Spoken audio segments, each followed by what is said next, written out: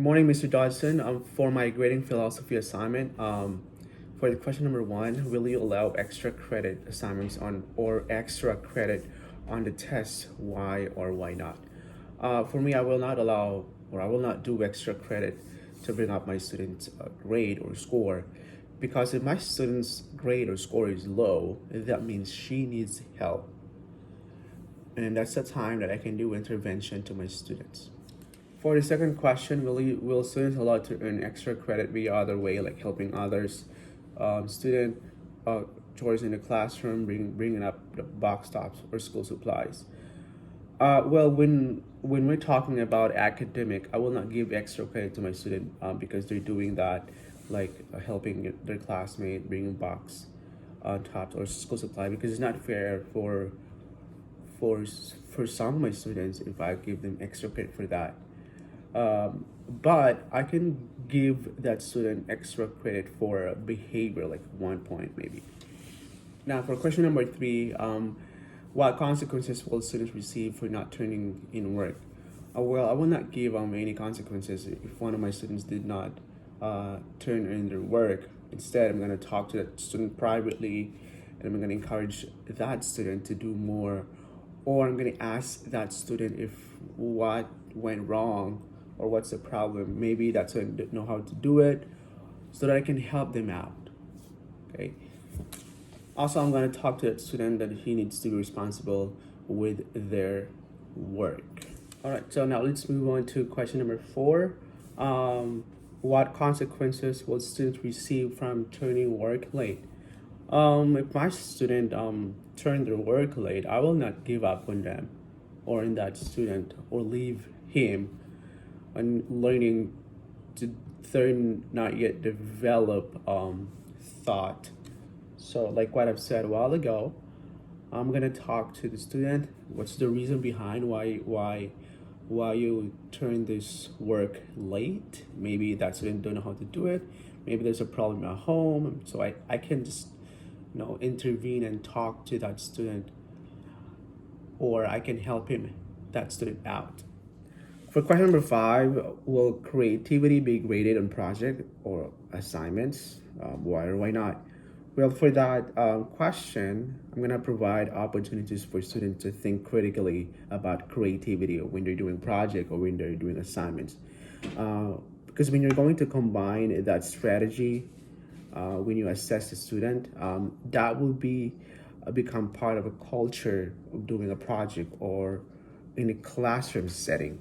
So in that case, I will give them extra credit and certainly assess that project for doing extra effort to create an amazing project.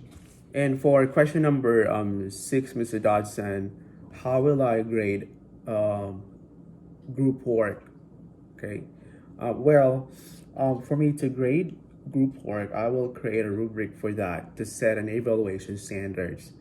And then after I create a rubric, I'm gonna share it to my students to communicate expectation so that my student will know the proper way how to do the assignment or project. Now, question number seven, what percentage of final report cards grades are summative assessment, and what percentage are formative assessment, and why? Learning activities are 20% of students' final grade, like a formative assessment, and like your quizzes, your informal assessment, that's 20%.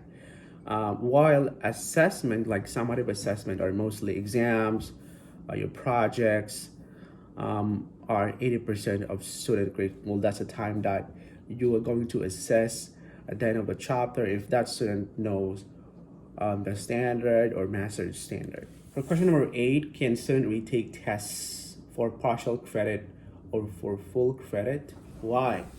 In my classroom, I usually give a chance to my student to redo or retake the test, most especially if I think that that student needs to improve more, and I know that I know his capabilities, so I'm gonna give them a chance to redo their work. Also, giving students an opportunity to retake the test provides an opportunity for them to learn from their failures.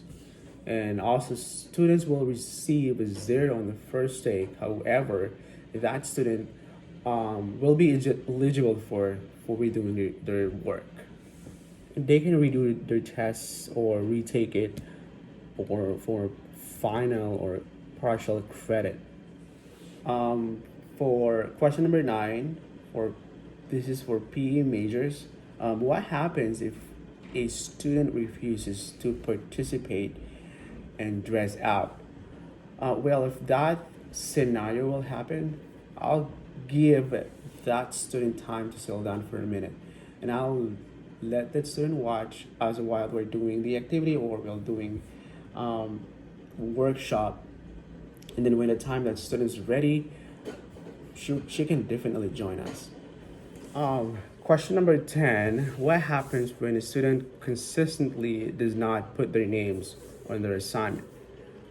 So, well, I'm gonna talk to that student that writing her name on their assignment is really important, and I will let him practice writing his or her name more often until such time that she will not forget to write her name. Question number 11, this is so interesting question. What happens if a student is caught cheating on assignment or test? Well, if I'm certain that my student was cheating, I will talk to him after class. I will not embarrass him publicly, or I will not embarrass him in front of his classmate. I will assume a calm and serious demeanor, but avoid expression of anger. And after that, I'm gonna remind that student that cheating is not good and he needs to be responsible with his action. Well, there's a lot of reason why that student cheat during the test. One reason, that student don't know how to do it. She don't master the standard. There's a problem at home. There's a lot of things that you need to consider. So, well, as a teacher, we need to intervene if that thing happened. So you're gonna ask the student what happened. For question number 12, what if student clearly knows the material but does not do all parts of the assignment? For example, they must write a 3-page report but only turn into 2-page report. I will explain to my student that he or she needs to follow the expectation or the instruction. I will let him redo or to add more, and help him out by asking some prompt that is related to the questions or to the report, so that he can add up more details on his report. Question number 13. A student took a pre-test before you started unit and got 16%. And after teaching that unit for 8 days, you gave a final test. That student got 66%. What grade goes into the grade book? Why or why not? Well, based on the scenario, the grade that will reflect on the grade book will be the result of the final test, because those are the standards that students that have been learned and mastered within the 8 days of lesson. For question number 14, this is the last question, and this is a so interesting question also. Do you average the grades or take highest grade? Why or why not? I will not do average. Okay. If I'm doing the grade for my students, I will replace the previous mark, which is the low score, and score or grade with the most recent one with the highest one. So removing all the lowest score and take the highest grade or score, and put that one on my grade book. So that's it, Mr. Dodson. That's my philosophy when I'm doing grading. Yeah, if you have some questions, please let me know, and thank you so much for your help. Have a great day.